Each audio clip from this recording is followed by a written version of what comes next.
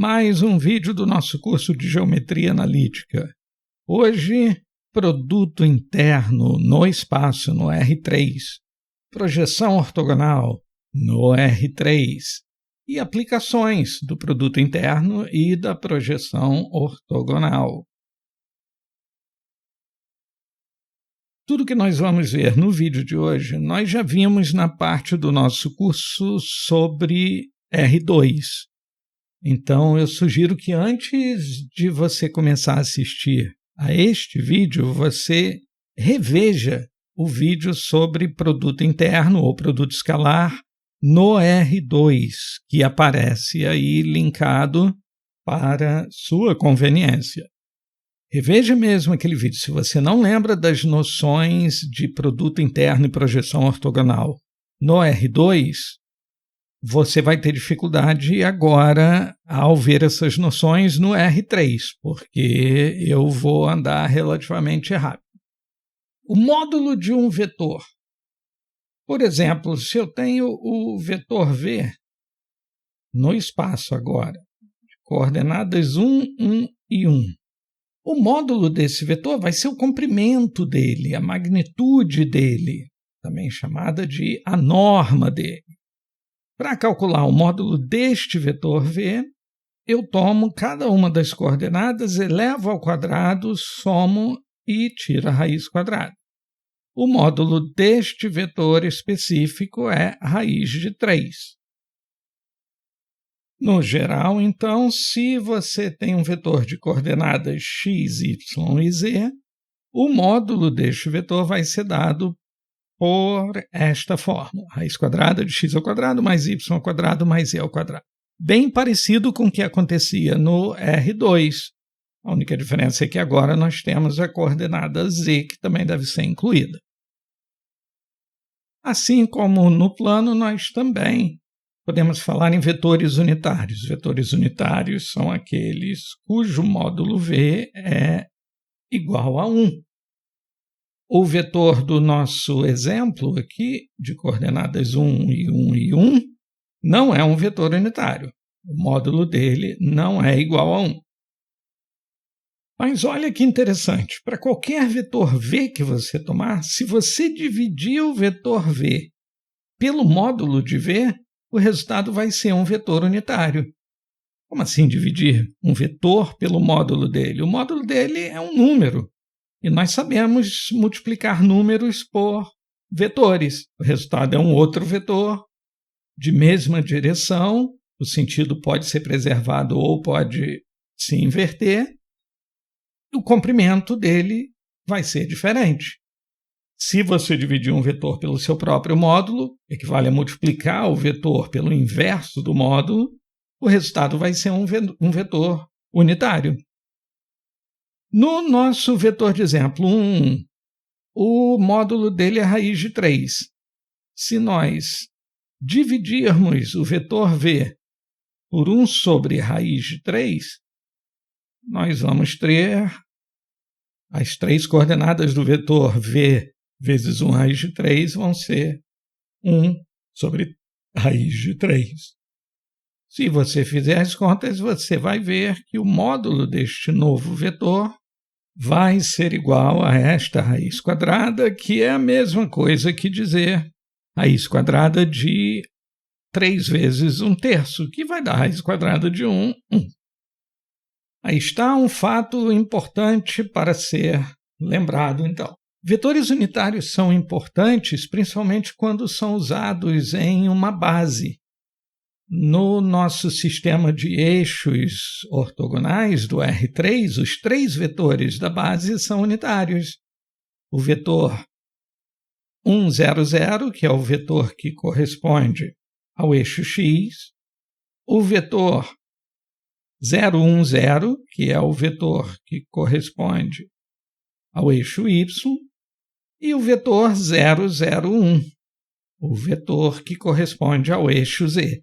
Esses 3 vetores, 1, 0, 0, 0, 1, 0 e 0, 0, 1, são unitários e formam a nossa base canônica do R3. E aí você lembra do nosso curso sobre o R2, que você pode construir o produto interno, o produto escalar de dois vetores, V e W. E você lembra que uma fórmula para achar o produto interno era esta: o módulo de V vezes o módulo de W vezes o cosseno do ângulo formado por V e W. Nada mudou. A mesma coisa continua valendo. A única diferença é que agora esses vetores têm 3 coordenadas. E você lembra também que a ideia do produto escalar é medir o quanto os dois vetores concordam ou se reforçam. Se eu tenho dois vetores que estão mais ou menos na mesma direção, o cosseno do ângulo entre eles vai ser um valor relativamente alto, mais próximo de 1. Então, eles vão estar se reforçando. Quanto maiores os módulos desses vetores, mais eles se reforçam. Por outro lado, se eu tiver dois vetores que estão praticamente em direções e sentidos opostos, o ângulo entre eles vai ser tão grande que o cosseno deste ângulo vai ser negativo e o produto escalar vai dar um número negativo. Os módulos sempre são positivos, então no caso de um ângulo maior do que 90 graus, o produto escalar vai dar um número negativo, dizendo que estes dois vetores, na verdade, se atrapalham. Você lembra de tudo isso do curso do R2. Nós até falamos em alguns exemplos um pouco mais concretos, um painel solar e raios de sol. Mesma coisa continua valendo aqui no espaço.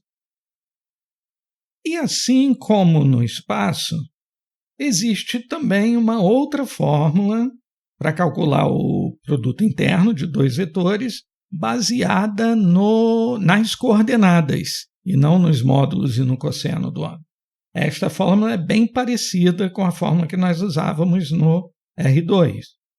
Corresponde a multiplicar as coordenadas x, somar com o produto das coordenadas y, e agora, como nós estamos no espaço, somar com o produto das coordenadas z.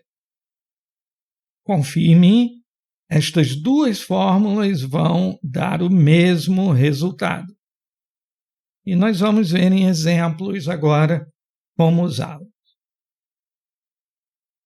Então, alguém dá a você 3 vetores, U, V e W, e pede para você calcular os ângulos entre eles, ângulo entre U e V, entre U e W e entre V e W. As coordenadas estão aqui.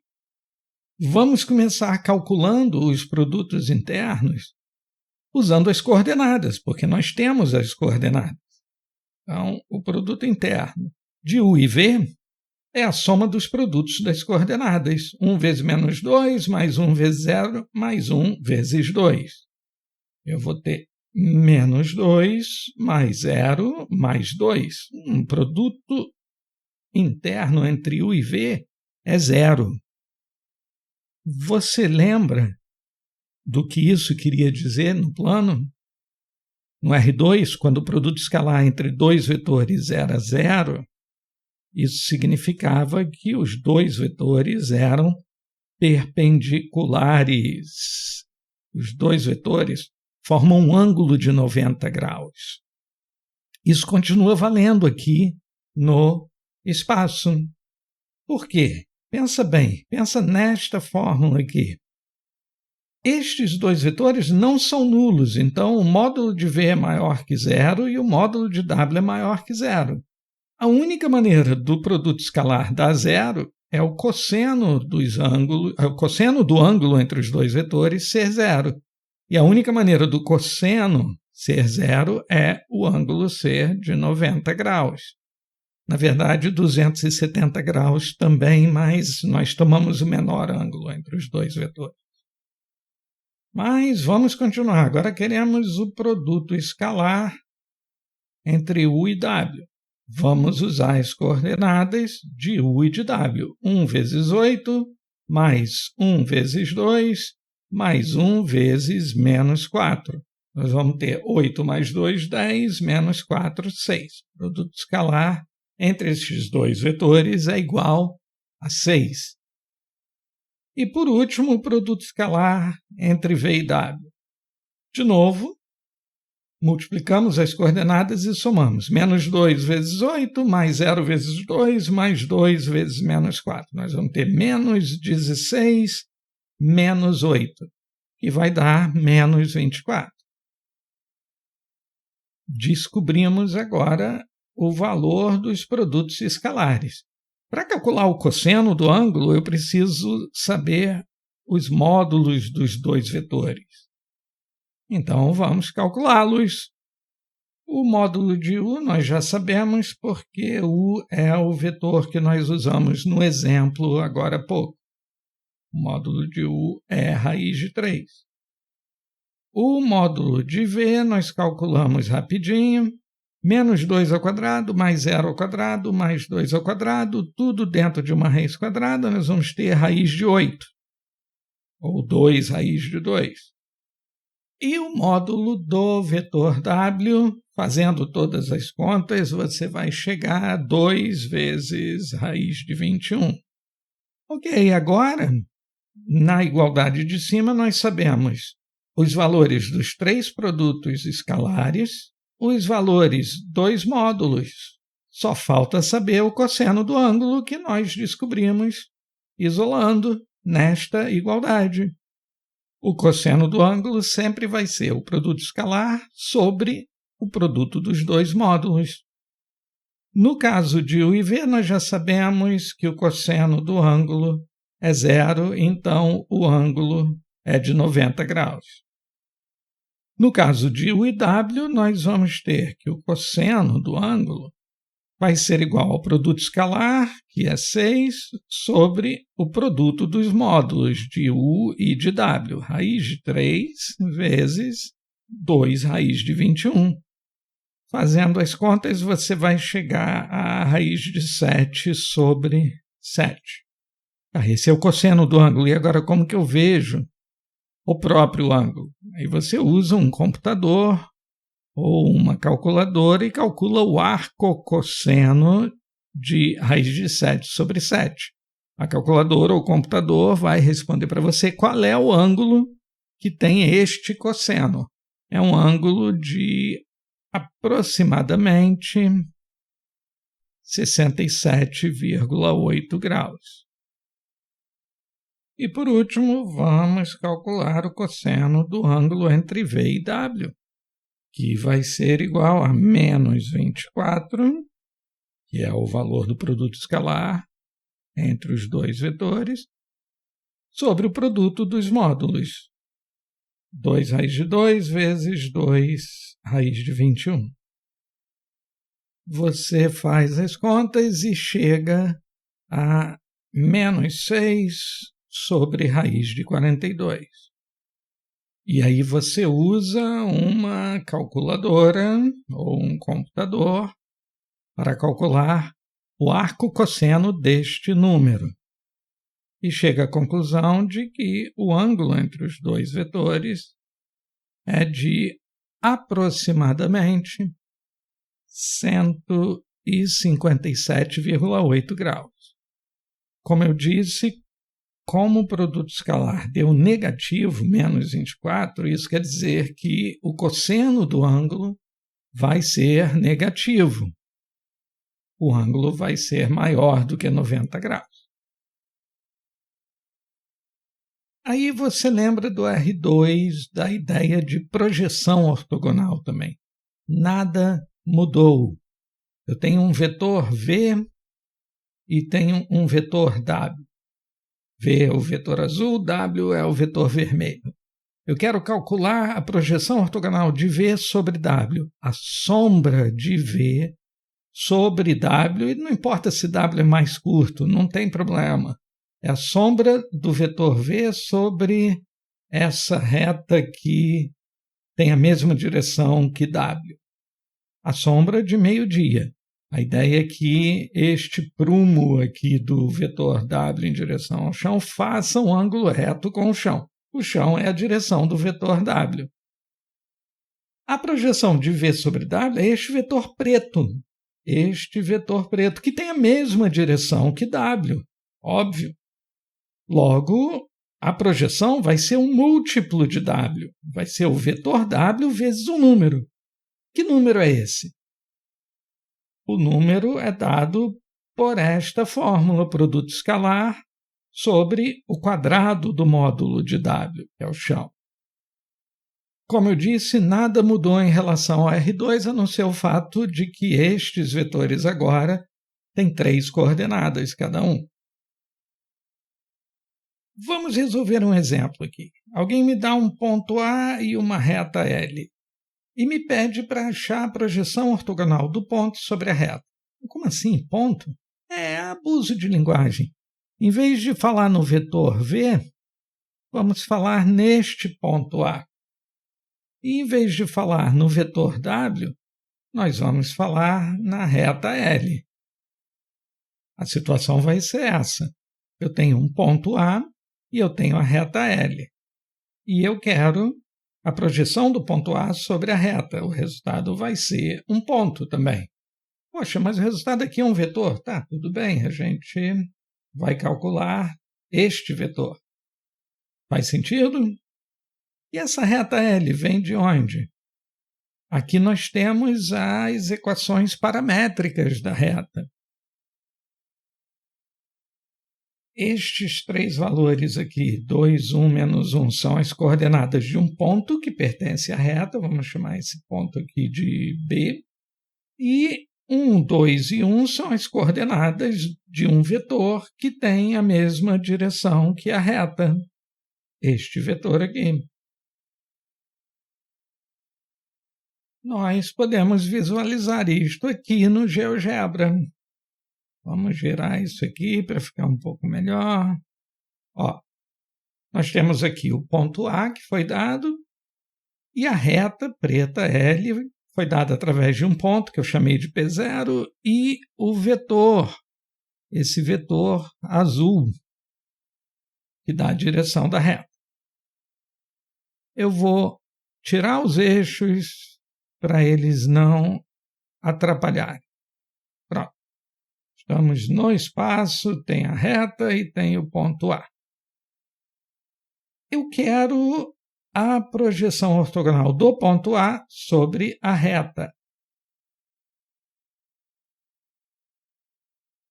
Eu quero a projeção ortogonal do ponto A sobre a reta. A linha entre o ponto A e a reta L, que faz um ângulo de 90 graus, é essa linha tracejada. Vamos aumentar a figura aqui. A projeção ortogonal do ponto A sobre a reta é exatamente um ponto que eu vou chamar de A', que é o ponto de interseção entre este prumo que desce do ponto A em ângulo reto com a reta R. Eu preciso achar este ponto. Mas nós vamos fazer isso usando projeção ortogonal. Como? Vamos voltar para os nossos cálculos. Vamos pensar no vetor BA, onde nós estamos tomando como ponto B este ponto aqui. Então, o vetor BA vai ser simplesmente menos 1, 0, menos 2. O outro vetor é o vetor que dá a direção à reta. É o vetor que eu vou chamar de W para ficar parecido aqui com a projeção, com a fórmula da projeção ortogonal. W é o vetor direção da reta, de coordenadas 1, 2, 1. O que eu preciso calcular agora? A projeção ortogonal de BA sobre W, usando esta fórmula aqui. Tá, mas para esta fórmula eu preciso saber o produto escalar dos dois vetores. Vamos calcular o produto escalar entre BA e W. Como nós calculamos isso? Usando as coordenadas. Menos 1 vezes 1, mais 0 vezes 2, mais 2 vezes 1. nós vamos ter menos 1 mais 2. O produto escalar vai ser 1. Também precisamos do módulo de W. Não tem problema, nós calculamos rapidamente 1 ao quadrado mais 2 ao quadrado mais 1 ao quadrado, tudo dentro de uma raiz quadrada, raiz de 6. Jogamos tudo isso na fórmula da projeção ortogonal. 1 sobre raiz de 6 ao quadrado, que é 6. 1/6. 1/6 de quem? Do vetor W, cujas coordenadas são 1, 2, 1. Logo, nós teremos este vetor preto aqui, que é a projeção ortogonal, sendo 1/6, 2/6, que é a mesma coisa que 1/3, 1/6. Ok, este é o vetor projeção.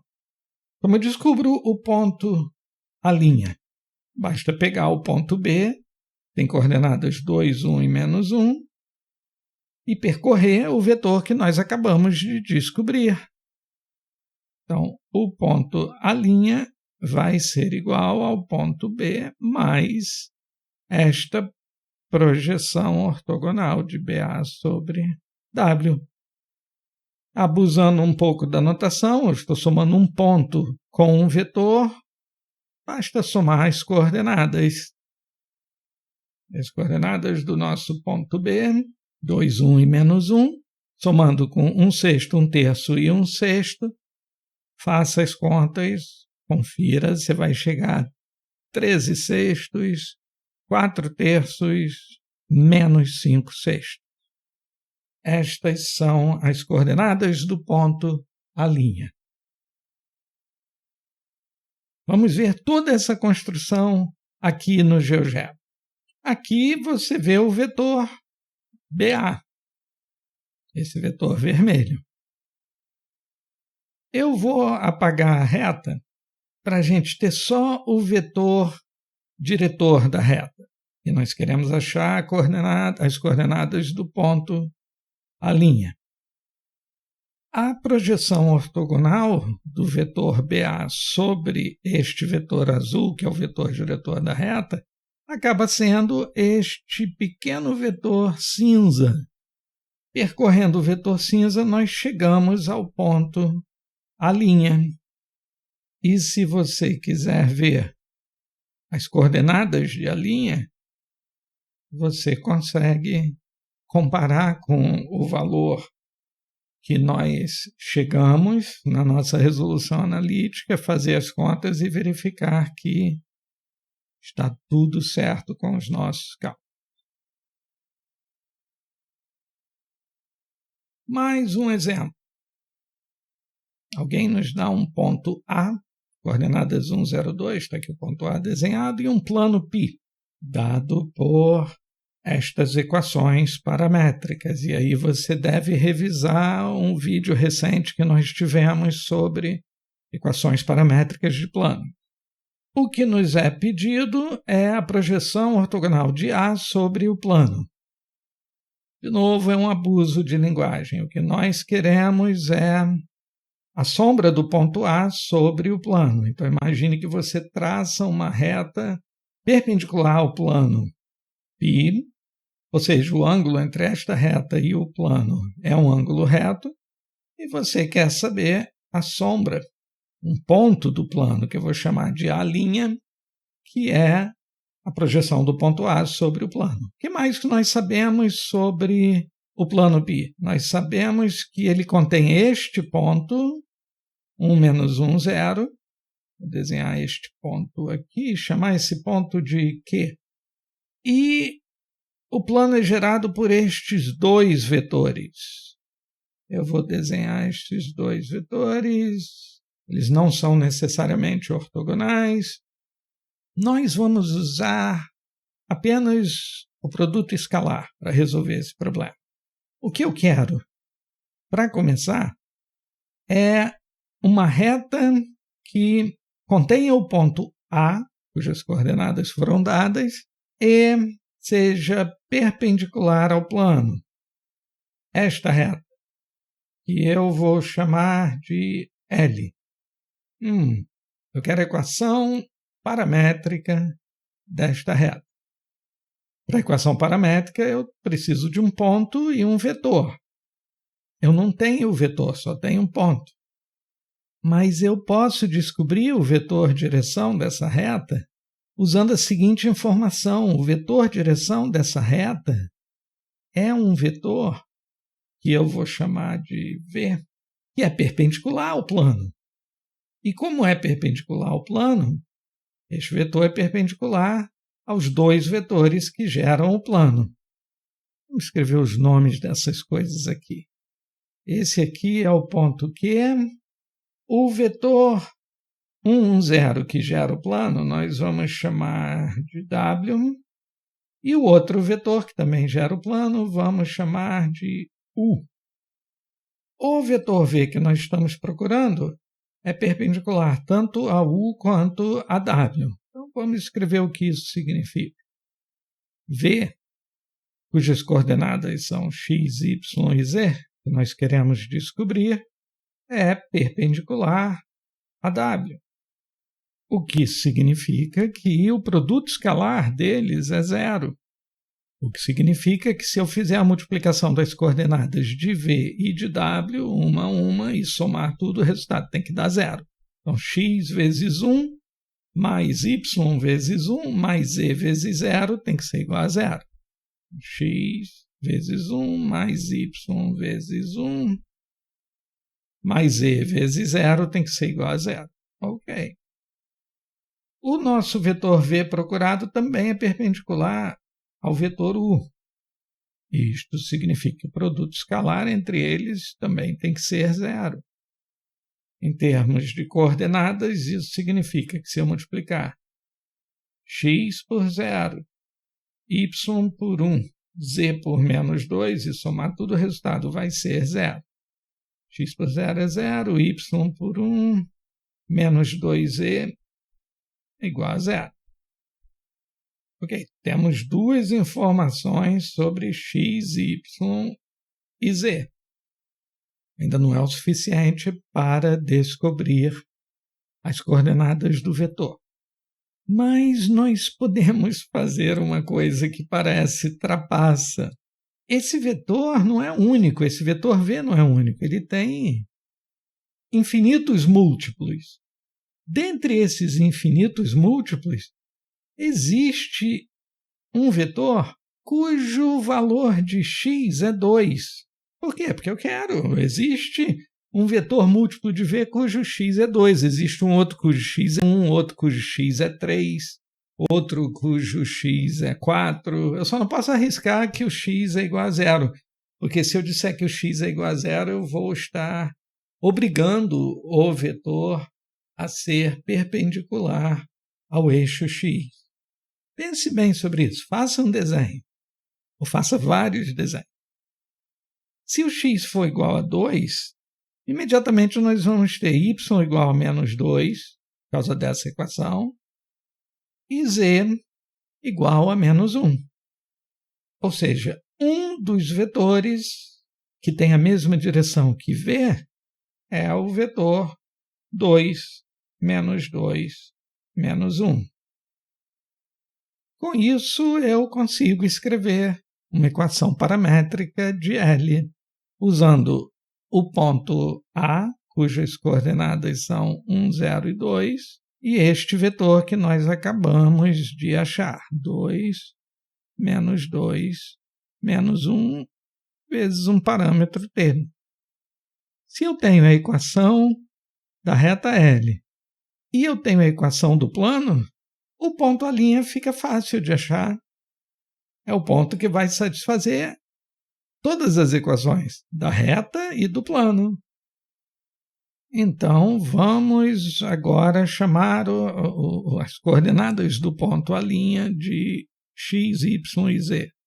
E como o ponto A' é a interseção do plano π com a reta L, nós temos que o x do ponto A' tem que satisfazer as equações da reta 1 mais 2t, mais o x do ponto à linha também tem que satisfazer as equações do plano. 1 mais R mais 0S. Então, 1 mais R apenas. A mesma coisa para o y do ponto à linha. Pela equação da reta, o y do ponto à linha tem a forma 0 menos 2t. Menos 2t. Pelas equações do plano, o y do ponto à linha tem que satisfazer menos 1 mais r mais s. Por último, a coordenada z pela reta tem que ser 2 menos t, e pelo plano tem que ser 0 mais 0r menos 2s. Então, só sobra o menos 2s. Caímos num sistema de 3 equações e 3 incógnitas. Rearrume o sistema do jeito que você achar melhor. Eu vou rearrumar aqui, 2t menos r vai ser igual a 0. Da segunda linha, 2t mais r mais s vai ser igual a 1. E por último, t menos 2s vai ser igual a 2. Resolva este sistema usando o seu método favorito e você vai chegar à solução.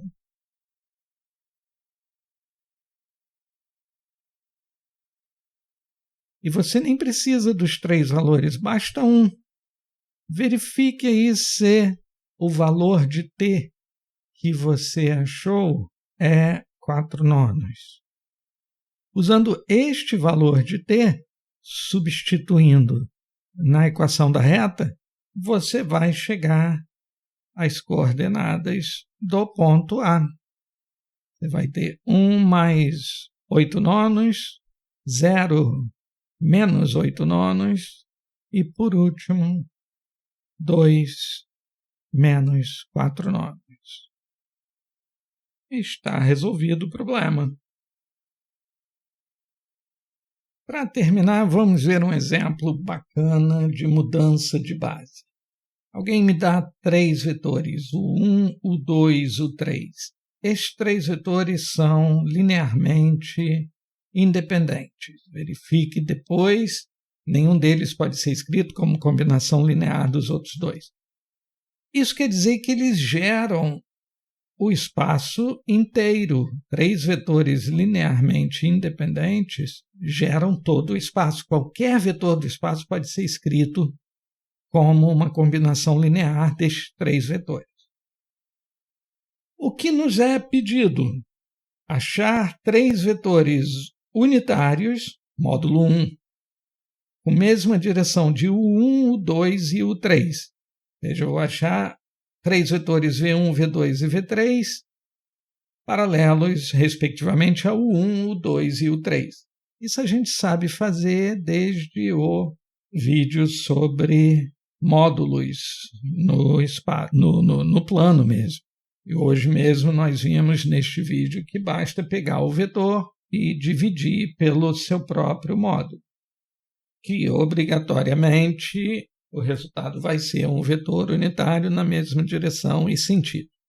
Ok, estes 3 vetores que nós acabamos de descobrir, dividindo o 1, o 2 e o 3 pelos seus módulos respectivos, são os vetores V1, V2 e V3, formam uma base ortonormal de R3. E o que quer dizer isso? Base quer dizer que eles geram todo o espaço R3. Isso nós vimos num vídeo recente. Ortonormal quer dizer que os 3 vetores são perpendiculares uns aos outros e unitários. Aliás, os 3 vetores originais, o 1, o 2 e o 3, não só eram LI, como também eram perpendiculares. Você vai poder verificar isso. Ok, tendo esses 3 vetores, V1, V2 e V3, formam uma base ortonormal, é pedido que nós achemos as coordenadas deste vetor W nesta base. Como assim? Vamos visualizar isto no GeoGebra. Vamos chegar mais perto. Eu tenho aqui os 3 vetores, o 1, o 2 e o 3. Como eu disse no início, eles são ali, linearmente independentes. Os 3 não estão no mesmo plano. Mais ainda, eles são perpendiculares, eles são ortogonais. Eles não são ortonormais porque o comprimento de cada um deles é diferente de um. Eles não são vetores unitários. O que a gente quer? Achar vetores unitários que tenham a mesma direção e sentido que o 1, o 2 e o 3. Achamos estes 3 vetores. Vou jogar fora o 1, o 2 e o 3, já fizeram o papel deles, ficar com estes 3 vetores unitários, que são V1, V2 e V3. Agora, V1, V2 e V3 formam uma base ortonormal. Orto porque eles são ortogonais, normal porque cada um destes 3 vetores tem módulo 1. Agora, lembre-se do que foi pedido. Temos o vetor W, que é este vetor cinza aqui. Este vetor W tem as coordenadas que foram dadas no problema, 3, 1 e 1. Mas essas coordenadas 3, 1 e 1 são em relação aos eixos canônicos. Estes eixos aqui. O eixo X, o eixo Y e o eixo Z. Coordenadas do vetor cinza são 3 no X, 1 no Y, vou ver aqui, e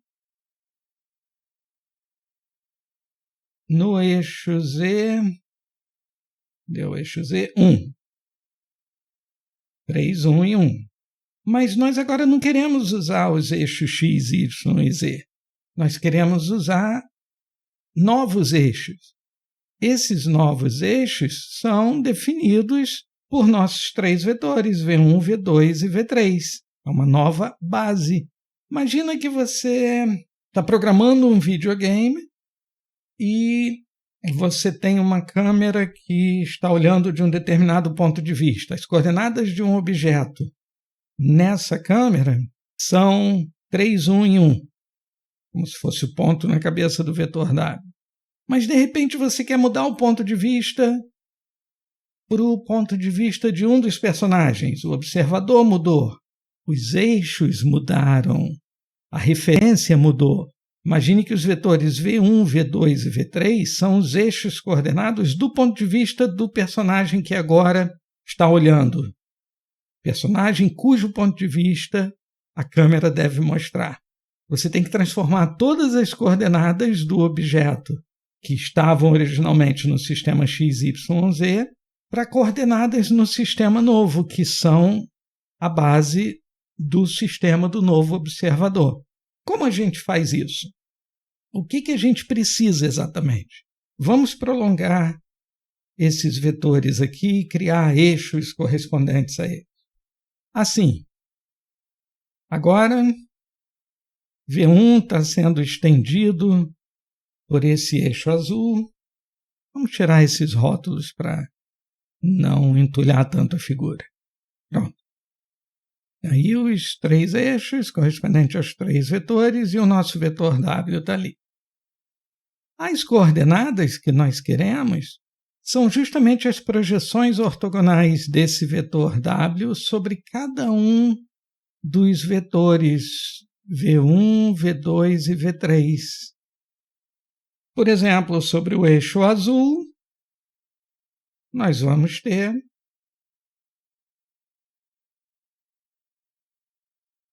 a projeção ortogonal do vetor W sobre o vetor V1. Sobre o eixo vermelho, a projeção ortogonal de W sobre o vetor V2 vai me dar este ponto. Pequenas dificuldades em manejar o espaço.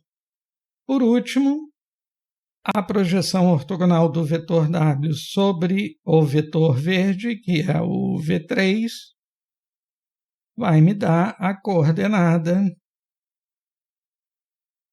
deste vetor W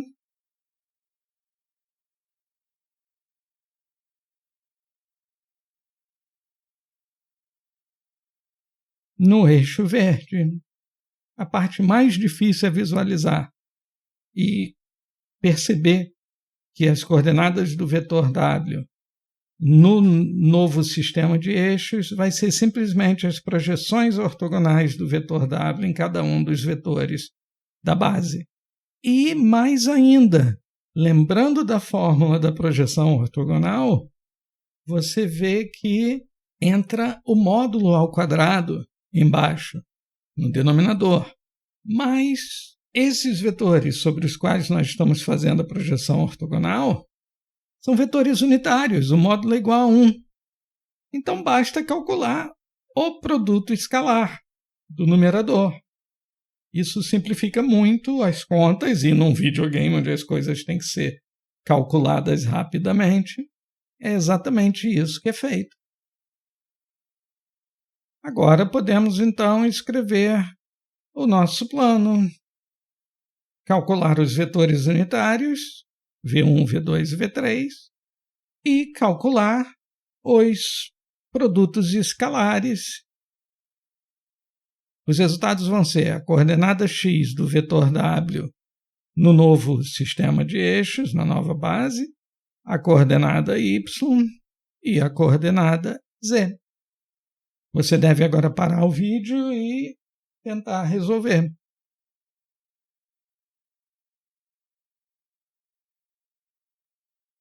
Você deve ter chegado a estes vetores, V1, V2 e V3, e a estas coordenadas x, y e z. Isso significa que na nova base você pode escrever o vetor W como sendo 5 raiz de 3 sobre 3, raiz de 2, chamando a base de B com estas coordenadas.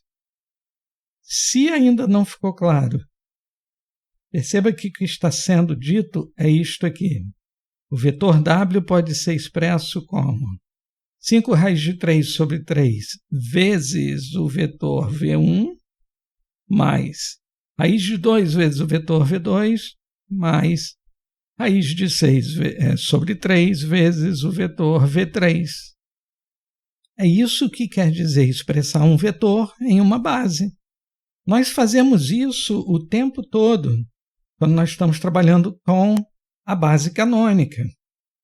Mas V1, em vez de V1, V2, V3, nós temos os vetores da base canônica que são simplesmente o vetor 1, 0, 0, o vetor 0, 1, 0 e o vetor 0, 0, 1. Dizer que o vetor W tem as coordenadas 3, 1, 1 na base canônica é a mesma coisa que dizer que esta igualdade vale. O que nós fizemos nesse exercício foi mudar da base canônica para a base onde os vetores são V1, V2 e V3. Obviamente, as coordenadas de W nesta nova base são diferentes das coordenadas de W na base canônica. E chega por hoje. Agora você pode se divertir fazendo todos os exercícios da aula 6 do PDF linkado na descrição. E nos encontramos no próximo vídeo, então. Até lá!